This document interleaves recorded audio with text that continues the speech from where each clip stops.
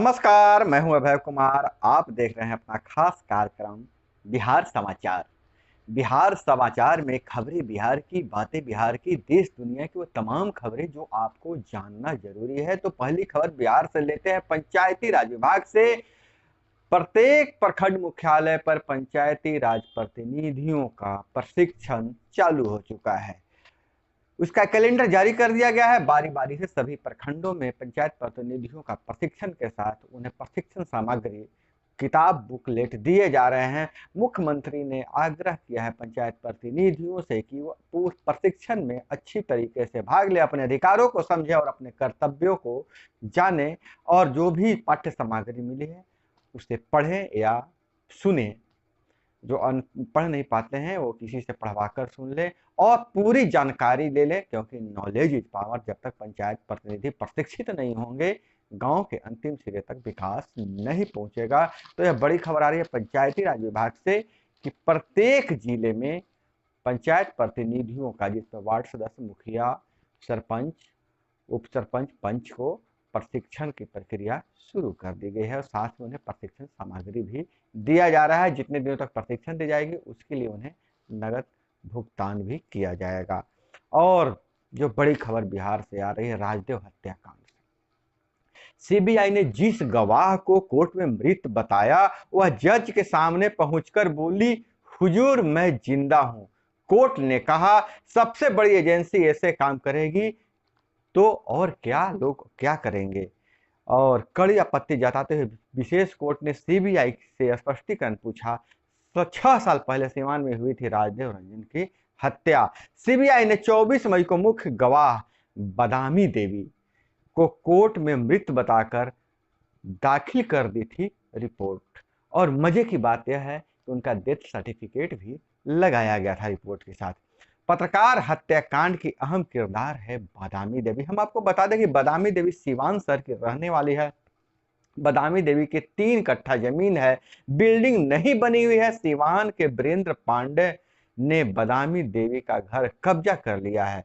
जांच में यह बात सामने आई कि बदामी देवी के नातिन दामाद राजेश कुमार, जो पत्रकार हत्याकांड में अभियुक्त है, वह शूटर और साहबुद्दीन के करीबी लड्डन मियां से मिला।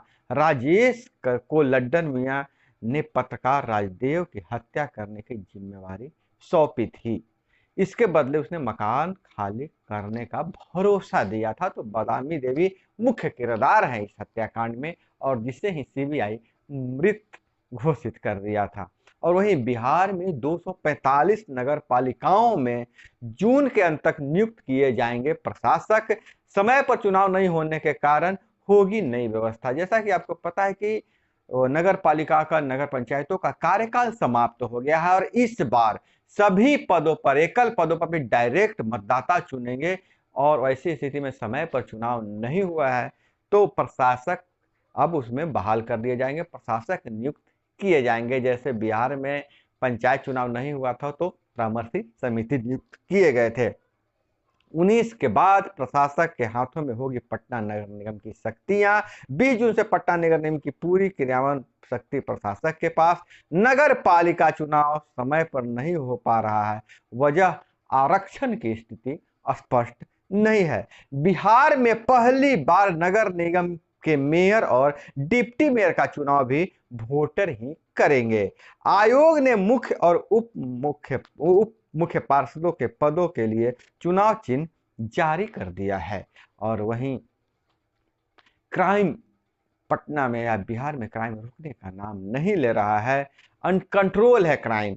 एक ही इलाके में 1.5 घंटे में 2 वारदात। जी हाँ, पटना में जहां डकैती हुई थी स्वर्ण व्यवसायी के यहाँ, वहीं 1.5 घंटे बाद गोल्ड फाइनेंस से 4 करोड़ रुपए की लूट हो गई है। 4 करोड़ रुपए की सोना का लूटा गया है।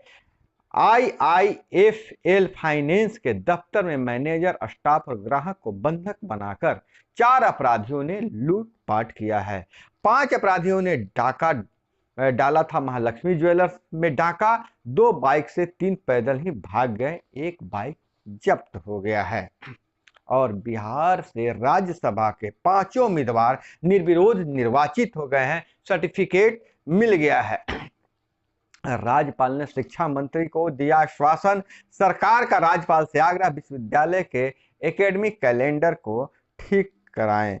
और नरेंद्र मोदी ने कहा है, मैं किसी के खिलाफ नहीं, मजबूत विपक्ष चाहता हूं, अपने पैतृक गांव आए पीएम मोदी की राष्ट्रपति रामनाथ कोविंद ने हेलीपैड पर की आगवानी।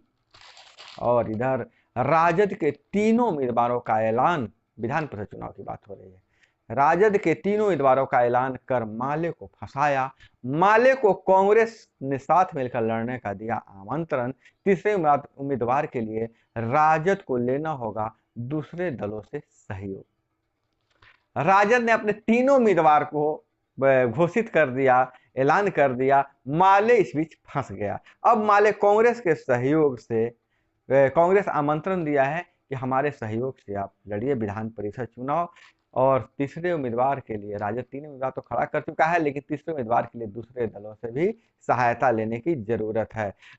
कांग्रेस अपना या माले उम्मीदवार खड़ा करेगा, राजद बड़ा दिल दिखाए, अजीत बोले हैं। माले को अब भी राजद पर भरोसा, हम महागठबंधन कमजोर करने के मूड में नहीं है। और वहीं जातिगत जनगणना पर गिरिराज सिंह बोले, मुसलमानों की भी जाति गिने, जनसंख्या नियंत्रण को कानून बने, मुसलमानों में भी कई कई जातियां उपजातियां हैं। बोले राकेश, जातीय जनगणना संघर्ष की स्थिति पैदा करेगा। अशोक चौधरी ने कहा, जातीय जनगणना से किसी के साथ अन्याय नहीं होगा। राजद ने कहा, त्रुटिहीन जनगणना कराना सरकार की जिम्मेवारी, और टीम भेजकर कर्नाटक और तेलंगाना के जातीय सर्वेक्षण का अध्ययन कराएं मोदी। और बिहार, नीतीश बिहार के आन बान शान है। 18 को होगा क्षेत्रीय पंचायत जनप्रतिनिधि सम्मान समारोह। पवन कुमार पांडे को विधानसभा का प्रभारी सचिव बनाया गया। और रविशंकर ने कहा, कश्मीर में लगातार अमन चैन कायम होने से पाकिस्तान हताश है, इसलिए कर रहा है घाटियों में हिंदुओं की हत्याएं। नरेंद्र मोदी सरकार के 8 साल में खेत से अंतरिक्ष तक विकास, हर व्यक्ति को मिला फायदा। लेकिन ऐसा तो कह रहे हैं, लेकिन दहशत ऐसी है कश्मीर में कि 80% कश्मीरी पंडित जम्मू पहुंचे हैं। सबकी चिंता यही है, जान है तो जहान है। फिर दिखा 22 साल पहले का मंजर, कश्मीरी पंडित सुरक्षित स्थानों पर जा रहे हैं, जो बच गए हैं उनकी मजबूरी है। निजी आवास में रहने वाले 80% लोगों ने कश्मीर छोड़ दिया है। और इधर हैदराबाद की घटना, जो गैंगरेप की घटना है, पार्टी से लौट रही नाबालिग से सामूहिक दुष्कर्म, विधायक का बेटा समेत 5 पर केस दर्ज हो चुका है। और जो मर्सिडीज का उपयोग हुआ था, उस मर्सिडीज को भी जब्त कर लिया गया है। उत्तराखंड के मुख्यमंत्री धामी की रिकॉर्ड जीत, 93% वोट मिले।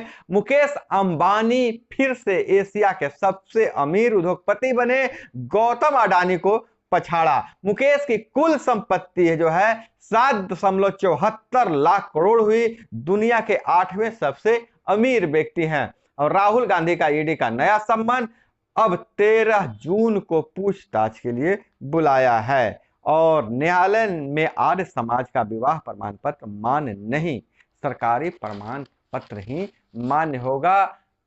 कोर्ट ने कहा है कि आर्य समाज द्वारा जारी वैवाहिक प्रमाण पत्र मान्य नहीं होगा। मैरिज सर्टिफिकेट जारी करने का अधिकार आर्य समाज को नहीं है। और इस साल 1 लाख स्टूडेंट को शिक्षा ऋण देने का लक्ष्य, बहुत बड़ी खबर बिहार से।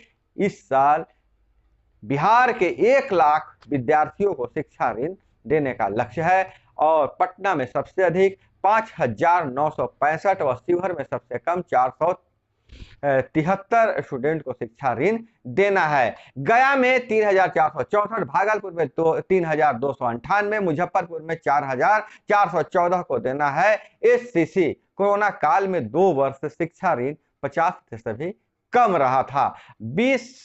BCECE के लिए 20 जून तक कराएं रजिस्ट्रेशन। बेहतर स्वास्थ्य और पर्यावरण के लिए साइकिलिंग जरूरी, विश्व साइकिल दिवस के अवसर पर मुख्यमंत्री तारकिशोर प्रसाद राज्य स्तरीय साइकिल रैली का शुभारंभ किया। और एक ही स्तर पर टर्फ रेखा व चक्रवाती हवा सक्रिय, पटना सहित 21 जिलों में छाए रहेंगे बादल, गर्मी से लोग परेशान। और बिहार में 44 डिग्री सेल्सियस के साथ यह सबसे गर्म महीना है, जून में भी गर्मी पड़ रही है। जल जीवन हरियाली और खेत तक पानी पहुंचाने की योजना से समस्याएं होंगी दूर। समीक्षा बैठक हुई, बिहार के सभी जिलों में आहर पईन की सफाई की जाएगी। और इधर एटीएम कार्ड का चोरी का प्रयास, बाल बाल बचे 5 लाख रुपए। यूट्यूब से सीखा था एटीएम काटने का तरीका। और सर्विस सेक्टर में 11 साल के सबसे तेज ग्रोथ। और वीटीआर में घड़ियाल गैंडा पर लगेगी रेडियो कॉलर चिप। सैटेलाइट से होगी मॉनिटरिंग। दो परिवारों के बीच हिंसक संघर्ष, सहरसा से खबर आ रही है। दो परिवारों के बीच हिंसक संघर्ष में पिता पुत्र सहित 3 की हत्या। 10 धूर जमीन को लेकर 10 वर्षों से चल रहा था विवाद। सुरेश यादव ने पहले ही बुलाए थे अपराधी। और 22,000 करोड़ के निवेश की सूद, पाक को भी घेरेगा भारत। तालिबानी अफगानिस्तान में भारतीय दल का दौरा। और अमेरिका पश्चिमी देश में भी पैठ बढ़ाने के मंसूबे पाले हैं। भारत का बड़ा दाव। और गरीबों को झांसे में फंसा गोहाना में निकालते थे किडनी, 10 गिरफ्तार। दिल्ली में किडनी रैकेट का पर्दाफाश। किडनी देने वाले को 30 से 40 हजार रुपये मात्र देते थे। ये है आरोपी जो बहुत ही अमानवीय काम कर रहे थे। 6 महीने में 12 से 14 लोगों की किडनी निकाल चुके थे। तो यह थी वह तमाम खबरें जो आपको जानना जरूरी था। इसी तरह से खबरों के लिए जुड़े रहिए हमारे साथ। मिलते हैं अगले वीडियो में। जय हिंद, वंदे मातरम।